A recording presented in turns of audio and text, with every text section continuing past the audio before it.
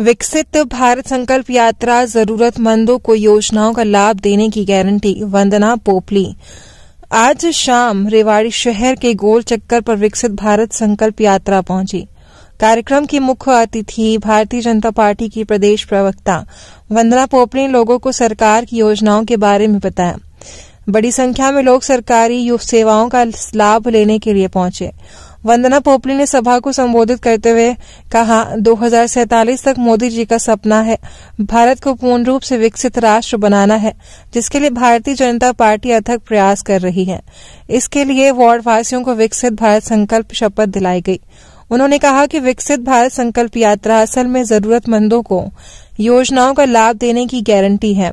उन्होंने आयोजित कार्यक्रम में कहा कि देश व प्रदेश सरकार के विभिन्न जन कल्याणकारी योजनाओं को समाज के नागरिकों तक पहुंचाने और उसके प्रति लोगों को जागरूक करने के लिए विकसित भारत संकल्प यात्रा चलाई जा रही है।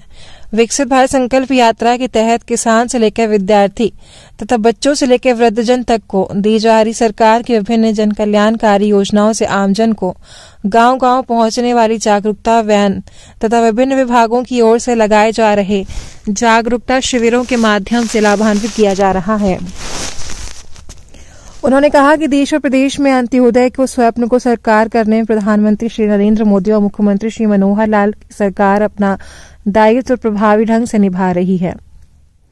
विकसित भारत संकल्प यात्रा जनसंवाद के माध्यम से सरकार विकास की गारंटी के साथ आम जन तक पहुंचने हुए लोगों को और अधिक लाभान्वित कर रही है। कार्यक्रम में पहुंचने वाले आयुष्मान लाभार्थियों ने योजना को अपने जीवन के लिए एक तरह से वरदान बताया। महिला एवं बाल विकास विभाग द्वारा जहां एक तरफ महिलाओं को सही पोषण, प्रधानमंत्री मातृत्व वंदना योजना, बच्चों के स्वास्थ्य बारे में बेटी बचाओ बेटी पढ़ाओ अभियान की जानकारी देने के साथ साथ छोटे बच्चों का वजन नापा और सही पोषण की जानकारी दी। वंदना पोपली ने रेवाड़ी वासियों को 22 जनवरी के लिए आग्रह करते हुए कहा कि ये दिन सैकड़ों वर्षों के बाद आया है जब रामलला टेंट से अपने मंदिर जा रहे हैं। इस दिन को धूमधाम से दीप जलाकर दिवाली मनाकर मनाएं। उपस्थित जनसमूह ने जय श्री राम के उद्घोष के साथ अपनी मुहर लगाई।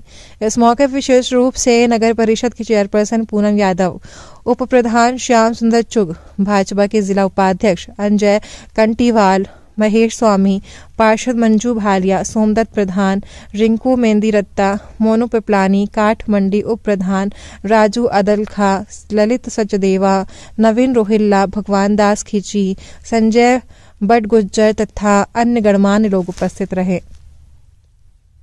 इसके अलावा मेरी बेटी मेरे अपने अनुमान का जो उनको बॉन्ड राशि है वो भी दी गई है। तो यहाँ पे जितने भी लोग हैं वो अपनी समस्याओं को लेकर आए हैं। जो इमीडिएटली हो सकती थी हमने उसका तुरंत समाधान किया है, लेकिन कुछ एक चीजें ऐसी हैं जिन पे लोगों ने भी क्वेश्चन मार्क लगाया, उसको भी हम देख रहे हैं कि उसका किस प्रकार से मैडम कितना फायदा मिल रहा है। सही अगर बात करें तो लोगों को सरकार की नीतियों का योजनाओं का कितना फायदा मिल रहा है। देखिए मैं कहती हूँ कि पहले की सरकारें कहा करती थी सरकार आपके द्वार, लेकिन सरकार सच में लोगों के पास कैसे आती है वो हमने पहली बार देखा है कि पूरा सरकारी अमला जमला यहाँ पर बैठा हुआ है और यहाँ पर योजनाओं के बारे में बताना भी उतना ही इम्पोर्टेंट जितना उनकी समस्याओं को सुलझाना है। यहाँ पर बैठकर वो बता रहे हैं कि कौन कौन सी योजनाओं में लाभ ले सकते हैं। मैंने यहाँ देखा कि सैनिक जो है वो भी अपने बारे में पूछ रहे थे कि उनको किस प्रकार से लाभ मिल सकता है। वाटर डिपार्टमेंट, इलेक्ट्रिसिटी डिपार्टमेंट, ऐसा कोई डिपार्टमेंट नहीं था जो यहाँ पर पहुंचा हुआ था।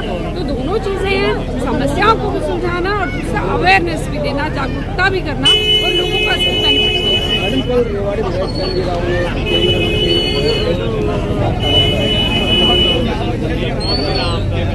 मुझे लगता है अगर कैप्टन की बात करें, अनपढ़ तो है नहीं, आरटीआई लगा लें, कोई सबूत है तो दिखा दें। और मैं ये भी कहना चाहूंगी कि यही कैप्टन अजय यादव हैं, जब ये कहा करते थे भूपेंद्र सिंह हुड्डा के पास पैसे थे इसलिए वो मुख्यमंत्री बन गए और मैं मुख्यमंत्री नहीं बन पाया, तो सबूत दिखाने का इतना शौक था तो उस समय भी सबूत दिखा देते। और मैं तो अभी फिर से चैलेंज करती हूँ इनको कि वो सबूत दिखाएं कि ऐसे कौन से भ्रष्टाचार हो रहे हैं। अपने समय को ये भूल गए कि किस प्रकार से जो नगर परिषद है, रोज वहाँ पर नित नए घोटाले दिखाई देते थे। मैं फिर से कहना चाहती हूँ, यहाँ पे पूनम जी खड़ी हैं, अगर कहीं पर कोई व्यक्ति ऐसा है जो इन्वॉल्व है भ्रष्टाचार के अंदर, उसको हम पकड़ने का काम करेंगे। हम ये नहीं देखते कौन सी पार्टी का है। कहीं ना कहीं वो अब यहाँ पर कोशिश कर रहे हैं कि बैठे बैठाए कुछ काम है नहीं, लोग हमारे साथ है नहीं, इलेक्शन आ रहे हैं तो किसी तरह से इस मुद्दे को उछाल दिया जाए, तो बैठे बैठे हवा बनाने की कोशिश कर रहे हैं। हफ्ते 15 दिन में गुड़गांव से आकर यहाँ पर प्रेस कॉन्फ्रेंस करना, मुझे लगता है रेवाड़ी के लोग बेवकूफ नहीं है, वो सब समझते हैं। देखिए, अगर कोई चीज है सामने लाइए, उसको हटाने का काम करेंगे। हम तो कहते हैं कि हम करप्शन के बिल्कुल खिलाफ हैं। हम क्लीन सरकार यहाँ पर चला रहे हैं। जिस प्रकार से हमारे मुख्यमंत्री जी हैं, वो तो सीधा बोलते हैं आप सामने लेकर आइए, हम एक्शन लेंगे।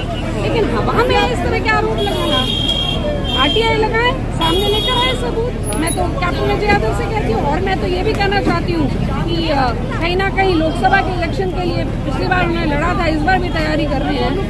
भूल गए से परिषद में वो तीसरे नंबर पर आए थे, अपनी पुत्र वधू को नहीं जिता पाए। मैं तो कह रही हूँ खुद आ जाएं, खुद ट्राई कर लें, पता चल जाएगा क्या स्टेटस है।